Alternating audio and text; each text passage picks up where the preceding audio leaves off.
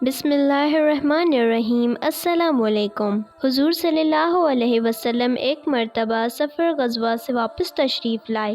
آپ صلی اللہ علیہ وآلہ وسلم نے مسجد میں جا کر 2 رکعت نماز پڑھی اور آپ کو یہ بات پسند تھی کہ سفر سے واپسی پر پہلے مسجد میں جائیں اور اسی میں 2 رکعت نماز پڑھیں، پھر حضرت فاطمہ رضی اللہ عنہا کے گھر جائیں اور اس کے بعد اپنی ازواج مطہرات کے گھروں میں جائیں۔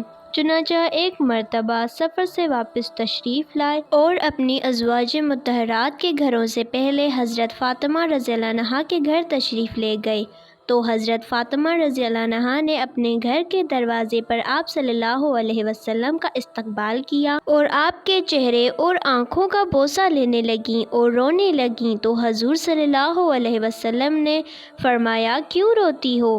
انہوں نے عرض کیا، یا رسول اللہ صلی اللہ علیہ وسلم، آپ کی یہ حالت دیکھ کر رو رہی ہوں کہ آپ کا رنگ سفر کی مشقت کی وجہ سے بدل چکا ہے اور آپ کے کپڑے پرانے ہو گئے ہیں۔